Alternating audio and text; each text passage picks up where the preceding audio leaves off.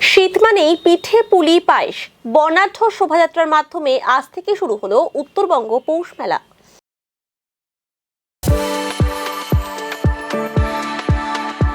We are the dreamers, the achievers, and the leaders. Come, join us today.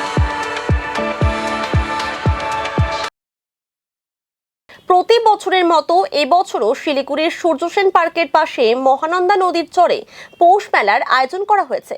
এদিন বর্ণাঢ্য শোভাযাত্রার মাধ্যমে পৌষ মেলার সূচনা করা হয়। ধামসা মাদুরের তালে শোভাযাত্রায় সামিল হন কচিকাঁচা থেকে প্রচুর মানুষ। পৌষ মেলায় শুধু পিঠে পুলি নয়, পাশাপাশি থাকবে অন্যান্য খাবারের দোকানও। প্রায় 40টি স্টল বসছে এবারে। আগামী 2রা জানুয়ারি পর্যন্ত চলবে মেলা।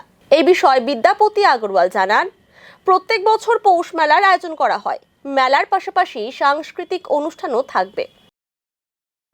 না, উৎসাহ তো প্রত্যেক বছরই থাকে, আর অবভিয়াসলি এবারে আরও বেশি পার্টিসিপেশন থাকবে, আর কালচার প্রোগ্রামও অনেক বেশি আছে এবার অন্যবার থেকে অনেক বেশি। আর হচ্ছে যে প্রোগ্রামটা এবারে হচ্ছে 13 দিন হচ্ছে, অন্যবার হয়তো 11 দিন 12 দিন থাকে, এবার 13 দিন চলবে প্রোগ্রাম।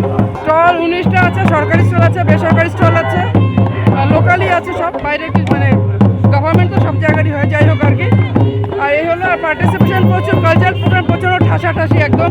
প্রত্যেকদিন প্রায় 13টা করে প্রোগ্রাম থাকছে, আর যার জন্য প্রোগ্রামটা অনেকটা এগিয়ে দিয়েছি। যেটা 4:30 শুরু হওয়ার কথা, প্রোগ্রাম হয়তো 5:15 কি 5টার সময় শুরু করে দেবো আমরা। আজকে হচ্ছে ওপেনিং হবে, ওপেনিংয়ের পরে কালচারাল প্রোগ্রাম আছে, 5-6টা স্কুলে নাচের প্রোগ্রাম আছে, বাচ্চারা ডান্স করবে, নকশালবাড়ি থেকে টিম আসবে।